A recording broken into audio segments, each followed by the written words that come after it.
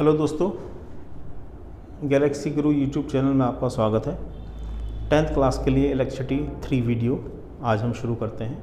पिछले वीडियो में हमने इलेक्ट्रिक चार्ज को समझा, इलेक्ट्रिक चार्ज क्या होता है, चार्जिंग किस तरह से होती है, फंडामेंटल चार्ज समझा। Fundamental charge means charge on electron, एक इलेक्ट्रॉन पर, क्योंकि इलेक्ट्रॉन को फंडामेंटल पार्टिकल कहा था, तो फंडामेंटल पार्टिकल इलेक्ट्रॉन पर जो चार्ज होता है उस चार्ज को हमने बोला फंडामेंटल चार्ज। कितना चार्ज होता था, कुछ याद है आपको या भूल गए? याद है ना, 1.6 × 10⁻⁻19 कूलम। फिर हमने डेफिनेशन ऑफ करंट भी दी थी। करंट को किस तरह से डिफाइन किया था? Rate of flow of charge, rate of flow of charge. और चार्ज फ्लो, जो चार्ज फ्लो की बात की थी, चार्ज फ्लो का मतलब क्या है? इलेक्ट्रॉन्स का फ्लो। किसका फ्लो? इलेक्ट्रॉन्स का फ्लो। और आपको मैं याद दिलाता हूँ एक बार फिर से कि इलेक्ट्रॉन्स फ्लो, मेटल्स में इलेक्ट्रॉन्स फ्लो इजीली होते हैं। कौन से इलेक्ट्रॉन्स फ्लो होते हैं? Free electrons. उसके बाद हमने ऐसा यूनिट ऑफ करंट भी की थी जो कि एम्पियर थी, और ये फॉर्मूला I = Q/T। अब क्वेश्चन ये निकला कि अगर एक इलेक्ट्रॉन मूव किया तो वो अपने साथ कितना चार्ज लेके जाएगा? 1.6 × 10⁻⁹ कूलम। तो आज हम ये कैलकुलेट करेंगे कि number of electrons in 1 coulomb charge. अगर 1 कूलम चार्ज है तो उसमें कितने इलेक्ट्रॉन्स हैं? अगर 1 कूलम चार्ज फ्लो हुआ है, इसका मतलब कितने इलेक्ट्रॉन्स फ्लो हुए हैं? तो सिंपल सी बात है, बिल्कुल नॉर्मल तरीके से हम लोग समझेंगे। 1.6 × 10⁻⁹ coulomb charge is equal to 1 electron, क्योंकि एक इलेक्ट्रॉन पर कितना चार्ज होता है? 1.6 × 10⁻⁹ कूलम। बेसिक बिल्कुल। Therefore 1 coulomb charge is equal to 1/1.6 × 10⁻⁹ electrons. Simple. तो यहां से अगर आप इसको सॉल्व करेंगे, बहुत सिंपल से सॉल्व करेंगे, तो 1/1.6 इस 10⁻⁹ को ऊपर लेके जाइए तो ये हो जाएगा 10⁻⁹ इलेक्ट्रॉन्स। सिंपल। अब यहां पर इसको डिवाइड कर दीजिए 1/1.6, तो बहुत आसान है, डेसिमल हटाइए, इसको 10 कीजिए। जब आप इसको डिवाइड करेंगे, अब ये डिवीजन नहीं सिखाऊंगा मैं, ये डिवीजन बहुत आसान है, डिवीजन आप करके देखिए, है ना, डिवीजन आप करेंगे। जब इसको आप डिवाइड करेंगे तो ये आपको मिलेगा 6.25 × 10⁻18 इलेक्ट्रॉन्स। मीन्स 1 कूलम चार्ज का मतलब है 6.25 × 10⁻18 इलेक्ट्रॉन्स। 1 कूलम चार्ज फ्लो हो गया, मीन्स इतने सारे इलेक्ट्रॉन्स फ्लो हो गए। ठीक है, तो यहां से क्या मैं अब ये भी कह सकता हूं कि 1 एम्पियर करंट, आपने 1 एम्पियर करंट की एक डेफिनेशन दी थी, आपने बोला था 1 एम्पियर करंट का मतलब है जब 1 कूलम चार्ज 1 सेकेंड में फ्लो होता है तब उसको आप 1 एम्पियर करंट बोलते हैं। ठीक है, तो 1 एम्पियर करंट का मतलब अगर हम इन टर्म्स ऑफ इलेक्ट्रॉन समझने की कोशिश करें तो हम क्या बोल सकते हैं? 1 कूलम चार्ज में कितने इलेक्ट्रॉन्स? 1 कूलम चार्ज में कितने इलेक्ट्रॉन? सो 6.25 × 10⁻18 इलेक्ट्रॉन्स पर सेकेंड।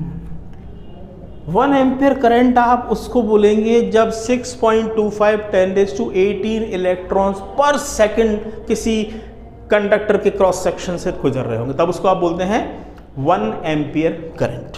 ठीक है, तो हमने यहाँ तक इसको समझा कि करंट में एक करंट है क्या, उसकी यूनिट क्या है, उसमें अगर चार्ज फ्लो है तो 1 कूलम चार्ज है, 1 कूलम चार्ज में कितने इलेक्ट्रॉन्स होते हैं, ये सारी बातें समझे। अब हम आगे चलते हैं, और आगे चलने से पहले हम अब बात करेंगे, करंट को समझ लिया है, ये सारी बातें हो गई हैं। अब मैं बात कर दूंगा कि भाई करंट है, फिजिकल क्वांटिटी भी है, करंट वेक्टर है या स्केलर है, ये भी एक पॉइंट है। ठीक है, तो current is a scalar quantity, इस चीज को आप याद रखेंगे। इलेक्ट्रिक करंट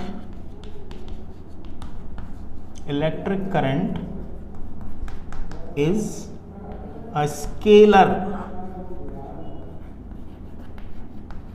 quantity ठीक है। जबकि होता क्या है, इसमें डायरेक्शन होती है, आप अभी हम सर्किट पढ़ेंगे कि इस डायरेक्शन में, उस डायरेक्शन में, बट ये स्केलर क्वांटिटी है। क्यों, ये मैं आपको बताऊंगा। स्केलर क्वांटिटी है। तो करंट फॉर्मूला, इस फॉर्मूले में लास्ट टाइम हमने एक चीज और ऐड कर दी थी, I is equal to Q by T, और in terms of electrons can I say N E by T. ये हमारे पास एक फॉर्मूला है। जब न्यूमेरिकल्स में वो चार्ज बोलता है कि भाई इतना चार्ज इतने टाइम में फ्लो हो रहा है तो करंट बताइए, तो हम इसका यूज़ करेंगे। न्यूमेरिकल्स में कहीं अगर वो ये कहता है कि इतने इलेक्ट्रॉन्स इतने टाइम में फ्लो कर गए तो करंट बताइए, तो इस फॉर्मूले का यूज़ हम करेंगे जब हम न्यूमेरिकल सॉल्व करेंगे। न्यूमेरिकल का एक वीडियो होगा, सेपरेट वीडियो होगा, जिसमें हम सिर्फ न्यूमेरिकल सॉल्व करेंगे। ठीक है, तो इन सारे फॉर्मूलाज को आप नोट करते चलिए, है ना। आपको लगता है तो आप पॉज करके नोट डाउन कर सकते हैं, चीज़ों को याद रखिए।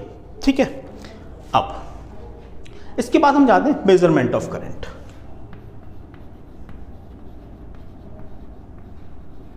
Measurement of electric current.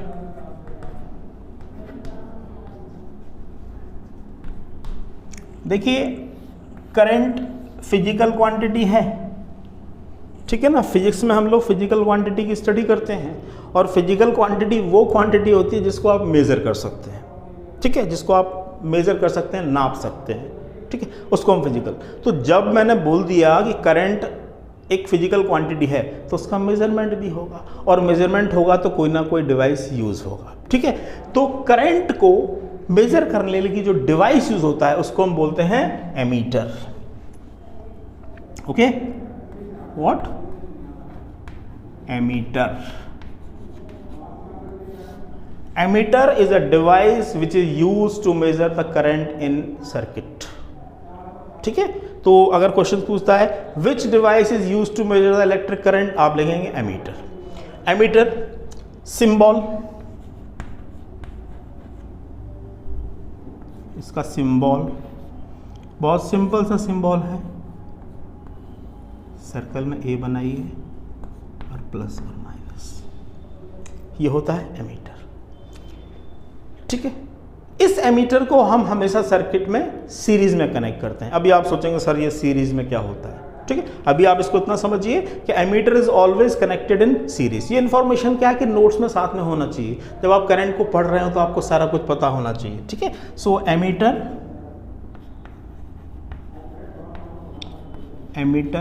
Is connected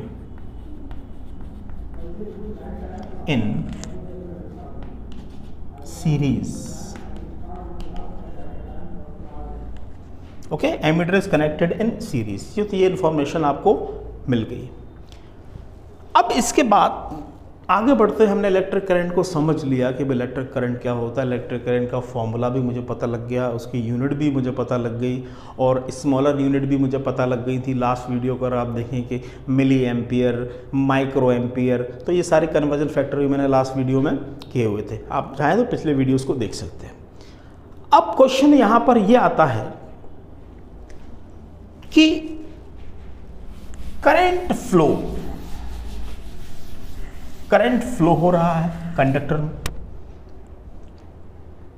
तो पहले आज ये समझते हैं कि सपोज मेरे पास एक कंडक्टर है। कंडक्टर मीन्स एक वायर है, एक मैंने कहा ये वायर है मेरे पास, काफी थिक वायर लिया है। वायर हमेशा हम कैसा लेते हैं, सिलेंड्रिकल। जब भी वायर के क्वेश्चन हम रजिस्ट्रेशन में करने वाले हैं, जब वो वायर बोलेगा तो वायर इज ऑलवेज सिलेंड्रिकल है। जब वायर को आप देखें तो वो एक सिलेंड्रिकल होता है, उसका क्रॉस सेक्शन एक सर्कल होता है, सिलेंड्रिकल है। अब मैंने बोला कि अगर करंट फ्लो हो रहा है, इसका मतलब इसमें इलेक्ट्रॉन्स फ्लो हो रहे हैं, इसमें इलेक्ट्रॉन का फ्लो हो रहा है। तो इलेक्ट्रॉन का फ्लो हो रहा है। अभी मैंने एक नॉर्मल वायर का पीस यहाँ रखा हुआ है, अपने हाथ में नॉर्मल वायर का पीस ले रखा है, तो उसमें तो इलेक्ट्रॉन्स का फ्लो नहीं हो रहा। उसमें मोशन इलेक्ट्रॉन्स का हो रहा है क्या? उसमें मोशन तो हो रहा है, लेकिन इलेक्ट्रॉन का मोशन उसमें बड़ा रैंडम सा हो रहा है। एक नॉर्मल पीस ऑफ वायर है, तो इसमें जो इलेक्ट्रॉन्स का मोशन है वो इलेक्ट्रॉन्स का मोशन बिल्कुल रैंडम हो रहा है। रैंडम मोशन आप इस तरह से समझना कि जिस तरह से आपने कभी स्ट्रीट लैंप या लाइट के आसपास मच्छर वगैरह को भिनभिनाते हुए देखा है आपने, at different directions, random motion. तो ये रैंडम मोशन करंट फॉर्म नहीं करता। करंट क्या फॉर्म करता है? जब ये सारे इलेक्ट्रॉन्स किसी एक डायरेक्शन में ऑर्डर्ड, एकदम ऑर्डरली मोशन करेंगे, उसको आप बोलोगे करंट। तो अब क्वेश्चन ये आता है कि भाई ऑर्डर्ड मोशन क्यों करेंगे? ऐसा क्या होगा कि जिससे इलेक्ट्रॉन एक साइड भागेंगे? एक ऑर्डर्ड मोशन में चलने वाले हैं। नॉर्मली आप भीड़ में आपको छोड़ दें तो भीड़ भाड़ जो दो आप देखते हैं तो उसमें लोगों का चलने का तरीका बड़ा अजीब सा होता है। कोई यहाँ जा रहा है, कोई वहाँ जा रहा है, अगर आप उसको ऊपर से देखें तो अजीब सा होगा। और वही आपने अगर एक आर्मी की परेड वगैरह देखी होगी, वहाँ पर आपने देखा हुआ है कितना ऑर्डर्ड मोशन होता है, सभी एक पैटर्न में चल रहे होते हैं।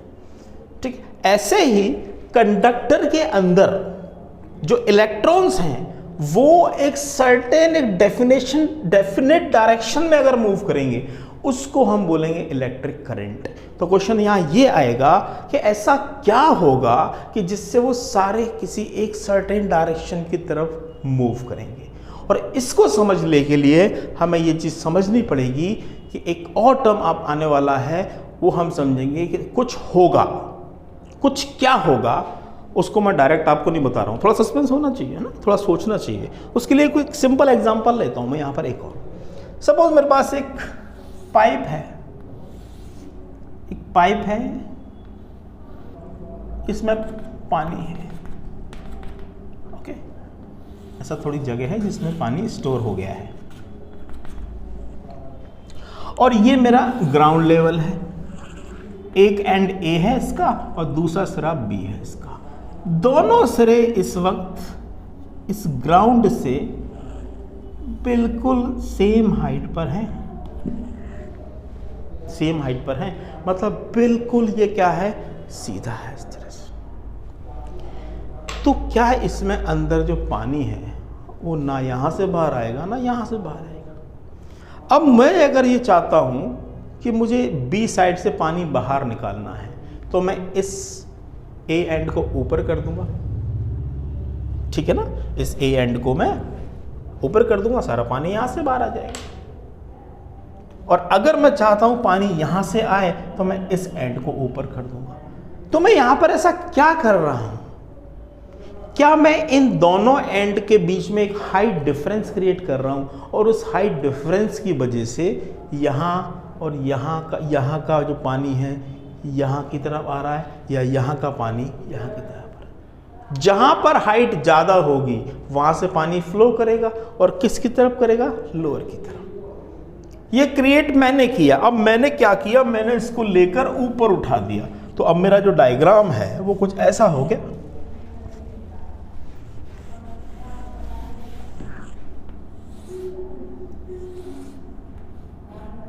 ऐसा हो गया। और आप देखें ग्राउंड से इसकी हाइट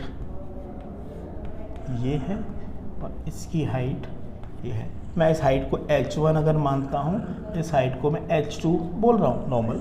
ये हमारा a एंड था, ये हमारा b एंड था। यहाँ पर आप क्लियर देख सकते हैं कि h2 हाइट ग्रेटर है h1 से, तो पानी यहाँ से आ जाएगा।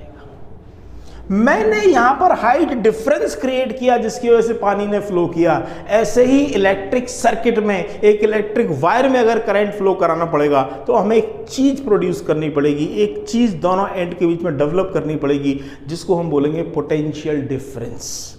तो अगले वीडियो में हम बात करेंगे पोटेंशियल पर। पोटेंशियल क्या होता है और पोटेंशियल डिफरेंस क्या होता है। देखिए इलेक्ट्रिक चार्ज को जो आपने पढ़ा, एक चार्ज है, एक पॉजिटिव चार्ज को आपने बैठा रखा है, कहीं रखा हुआ है, उस चार्ज के आसपास कुछ होगा, उस चार्ज के आसपास कुछ होगा। वो पॉजिटिव चार्ज को अपनी तरफ नहीं आने देगा, वो नेगेटिव चार्ज को अपनी तरफ अट्रैक्ट करेगा। तो उसके आसपास कुछ होगा, उस रीजन को हम कुछ नाम देंगे, ठीक है, आप भी देखिए उस रीजन को क्या नाम देंगे और अपने आप में समझने की कोशिश की, आपका रिवीजन होगा। अभी यहाँ रिवील नहीं कर रहा हूँ मैं। तो अगले वीडियो में हम ये सब पढ़ेंगे, पोटेंशियल क्या है, पोटेंशियल डिफरेंस क्या है और करंट किस तरह से फ्लो होता है, तब मजा आएगा। उसके बाद हम इलेक्ट्रिक सर्किट्स की तरफ बढ़ेंगे और वहाँ पर कैलकुलेट करेंगे। जब इलेक्ट्रिक करंट और पोटेंशियल को आप समझ लेंगे तो इन दोनों चीज़ को हम रिलेट भी करेंगे, उसको भी किसी लॉ का नाम देंगे। ठीक है, तो आज के लिए इतना ही। ठीक है, आप ध्यान रखिए अपनी सेहत का ख्याल रखिए, अच्छे से पढ़ाई कीजिए। 15-20 मिनट का वीडियो होता है, उसको देखिए। ठीक है, और अच्छा लगता है तो लाइक भी कीजिए, सब्सक्राइब कीजिए, तो जो वीडियोज़ आएंगे आपको उसके नोटिफिकेशन मिलेंगे। Okay, have a nice time.